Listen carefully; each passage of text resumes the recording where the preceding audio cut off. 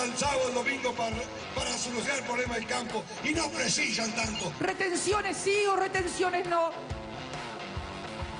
Ya no era intereses. Se estaba socavando. Se estaba interfiriendo en la misma construcción democrática. Un gobierno que nos quiere poner de rodillas, ¡minga nos van a poner de rodillas! Pido perdón si me equivoco. Mi voto no es positivo. Voto Chancón. Solo se incrementa uno de un total de 25 cultivos que hoy están afectados por esos derechos. Ponerle trabas como un impuesto que afecta al ingreso y no la rentabilidad es pensar para el año que viene que haya menos producción. La intolerancia de los que no entienden y a veces hacen paros raros. Si no hay ningún cambio, seguramente que van a seguir los problemas. Les pido que no teman, porque no nos van a hacer cambiar el rumbo. Y vamos a hablar con Rodolfo Santangelo. ¿Cómo estás, Rodolfo? ¿Cómo andás? Bueno, ¿cómo interpretamos esta Argentina de hoy? Y bueno, teníamos el plan económico que impuso la realidad, que se lo impuso primero al presidente Macri, que después el nuevo gobierno lo convalidó con la ley de emergencia y todas las medidas adoptadas ahí. Un plan de emergencia que, tuvo un éxito inicial en parar la corrida cambiaria y de reservas que teníamos el año pasado y de caída de depósitos en dólares, en desacelerar la inflación. Y que bueno, a la garra ahora entre estos datos políticos que sabíamos siempre que íbamos a estar sujetos a incertidumbre y riesgo político, pero como que vino todo de golpe y demasiado rápido, a estos imponderables internacionales que no manejamos y que son una mala noticia, y a estos errores no forzados. Claramente la decisión de subir las retenciones a la soja, yo haría una diferencia en el análisis que hiciste vos. Puedo entender, no como ciudadano, pero puedo entender el tema de la justicia, porque obviamente el gobierno, entre comillas, se beneficia con lo que está haciendo con la justicia. Lo de las retenciones es un error no forzado. O sea, se perjudica directamente. Se están escupiendo al cielo. Te lo voy a decir en dos palabras. Por 2 mangos con 20 para recaudar retenciones en pesos que no va a mover la caja fiscal, se abre potencialmente un conflicto en el corazón del programa económico que es el mercado cambiario y la exportación. Así que lo veo como un error no forzado. El imponderable del coronavirus y el petróleo viene del mundo y no hay nada para hacer. A ver, salgo en defensa del presidente, usó mal la palabra se confabula, no es que se confabula, el mundo es este. Que no es el que nos toca. Sí, es el que nos toca, no me usó una palabra infeliz. Pero lo de las retenciones, no sé a quién se le ocurrió. Y no adopto una actitud ideológica. O sea, yo soy un tipo pragmático que si vos me preguntás en Argentina tiene que haber retenciones a las exportaciones hoy, te digo sí, tiene que haber retenciones, porque no se puede financiar el gasto público de otra manera. Lo que no puede haber es 33 puntos en un momento donde el precio internacional es $300, porque el kirchnerismo tuvo en todo el periodo 2011-2015 35 y hasta 39% de retenciones, pero cuando valía $500 la soja. Era otro mundo. Era otro mundo. Entonces el que hizo esta medida no mira los números. O sea, o estamos en presencia de un gobierno político, ideológico, que se mueve como Mr. Magoo, a ciegas y sin saber qué hace, o se equivocaron de una manera burda. Cuando uno ve el riesgo país, que volvió a ser protagonista, lees esa pantalla que va subiendo, también está esta grieta que en su momento le decían a Macri es tu culpa, Macri decía es culpa de los que vienen. ¿Qué nos dice el riesgo país? No, a ver, el riesgo país de 2000 y pico, dice que hay una fenomenal incertidumbre sobre cómo termina el tema de la deuda. O sea, como que vos decís, y va a haber fumata blanca con la deuda y está 50-50. O sea, no hay claridad. Porque no hay claridad de lo local, porque el gobierno en esto está jugando al póker y no muestra las cartas, eventualmente algún día las mostrará. Sabremos cuál es la oferta, ¿no? Hasta ahora no la sabemos, que sí, vienen los fondos del exterior y se le da una clase universitaria como si estuviéramos en la facultad. Entonces, ¿para qué vinieron la gente de Nueva York a discutir eso? Pero les doy la derecha de que, bueno, de repente en 2 semanas, en 3 semanas, o cuando sea, sabremos cuál es la oferta. Otra parte por el mundo. Te digo igual que si tenemos un poquito de paciencia, la variable relevante va a ser la tasa de riesgo país post-acuerdo. Porque la de hoy es casi, te digo, irrelevante, salvo que estemos yendo al default. Si estamos yendo al default, el error no forzado de las retenciones va a ser un poroto al lado del error no forzado del default. ¿Qué pasa con los países que van a default? No, perdemos un montón de tiempo, como mínimo. O sea, déjame hacer una imaginación, esto no me consta. Pero yo creo que la actual administración, si pudiera volver en el túnel del tiempo, le hubiera gustado que la administración Macri declare el default en el 2018 en vez de llamar al fondo. Que hubiera tenido un Remeslenikov, al hijo de Remeslenikov, que haga el trabajo. Que haga el trabajo sucio. Y ahora venían y entonces la deuda no la arreglaban más y te tomaban 5 años para arreglar la deuda. Como la deuda está performing, se dice en inglés, o sea, todavía se está pagando, más allá del reperfilamiento y todas estas desprolijidades, la deuda se está pagando, vence un cupón y vos cobrás, sobre todo la deuda de ley internacional. Entonces si la defaulteás, el problema lo tenés vos. El problema lo tiene porque todavía no está blanqueado. O sea, cuando alguien dice ya defaulteamos, mentira, ya defaulteamos. Si llega a haber default, agarrate. Ahora, si va a haber acuerdo, la variable relevante entonces va a ser la tasa de riesgo país post-acuerdo, de los nuevos bonos, y ahí va a ser central eso. Así que yo te diría, el 2000 y pico, salvo que esté reflejando que vamos al default, me interesa menos que otras cosas. El presidente dice que hay un plan económico y que todos lo conocen. Tiene razón. ¿Cuál es ese plan? El que tenemos. ¿Qué es? Y es el control de cambios, el aumento de impuestos, la política monetaria expansiva, de darle a la maquinita y bajar la tasa de interés, y la reestructuración de la deuda. Son los 4 jugadores. ¿Eso cómo termina? A ver, primero la vida no termina, siempre continúa, sigue. Es muy importante el arreglo de la deuda. A ver, es como que si la deuda se arregla, y se gana tiempo. Si la deuda, vamos al default, volvemos a foja cero y hay que empezar todo de vuelta. Si la deuda se arregla, y es un programa que puede tener éxitos transitorios, de tener una inflación. A ver, ¿a qué le llamamos en Argentina éxitos transitorios? A que la inflación de 35% anual.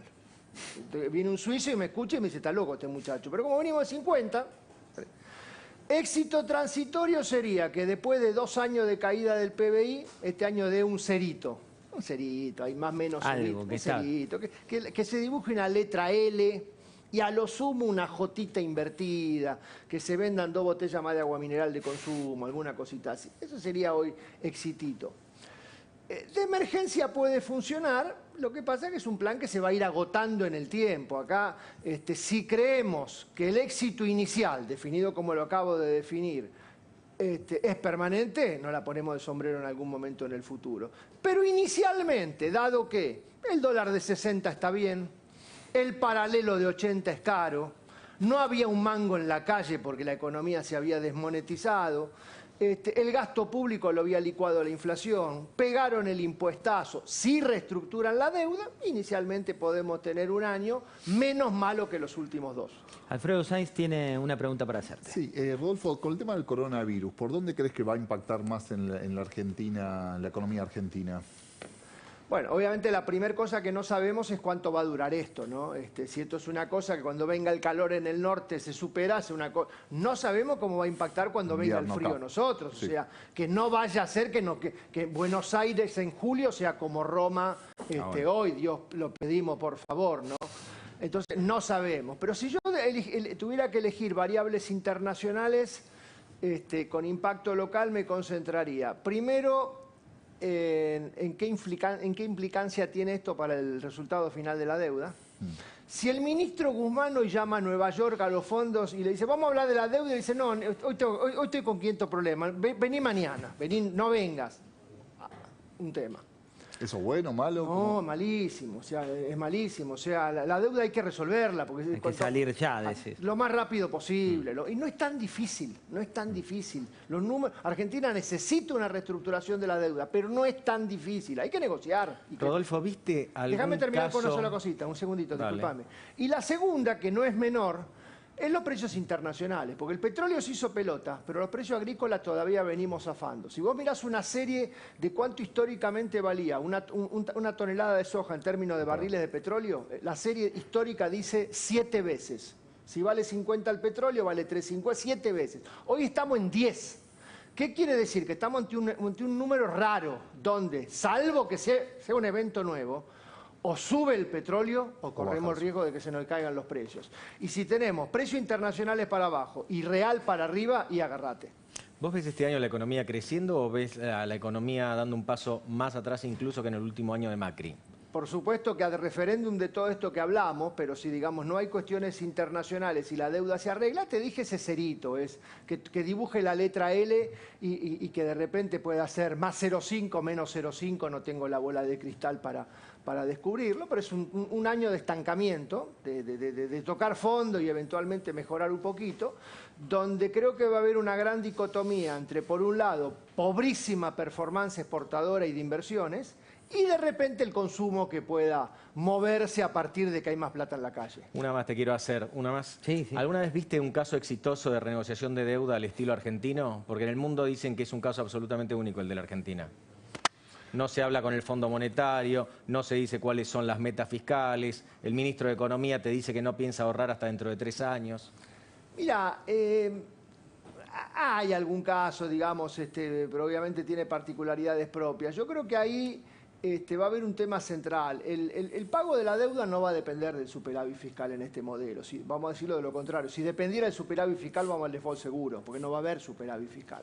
El pago de la deuda va a depender fundamentalmente del éxito del control de cambios, de que vía el control de cambio el Banco Central pueda comprar dólares, acumular reservas, y esas reservas del Banco Central, en este puro programa peronista, van a una olla popular donde se paga la deuda. Si alguien dice, no, estas son reservas del Banco Central intocable, correte, nene, no entendés nada.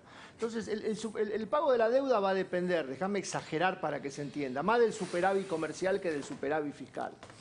Ahora, yo creo que el éxito de la deuda, podemos discutir Ucrania, podemos discutir Grecia, lo que pasa es que son todos casos distintos, por eso no quiero responder tan directamente tu pregunta.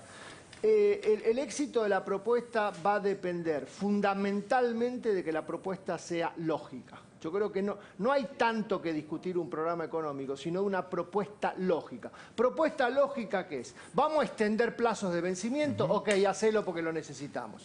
¿Vamos a hacer quita de capital? No, querido, no, quita de capital no metas en la mesa, sino Argentina no necesita una quita de capital. Y en el medio va a venir la discusión de la tasa de interés, de los cupones de tasa de interés, donde es cierto que los cupones de tasa de interés de muchos bonos hoy son demasiado altas, porque se tomó deuda cara cuando el país era no creíble y encima salió todo mal. Va a haber que discutir y ahí va a haber que negociar una propuesta lógica en términos de tasa de interés, y ahí viene lo más difícil, es más fácil explicarlo acá que en una mesa de negociación, sea pagable por la Argentina pero aceptable por el bonista.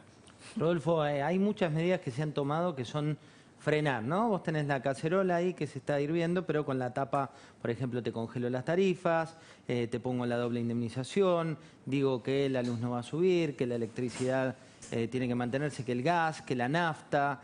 ¿Qué pasa con todas esas medidas artificiales? Bueno, has mencionado fundamentalmente una que para mí es uno de los grandes desafíos que tiene, que es el congelamiento de las tarifas. Yo te voy a hacer el ejemplo entre las tarifas públicas y el dólar, la gran diferencia que hay entre los dos.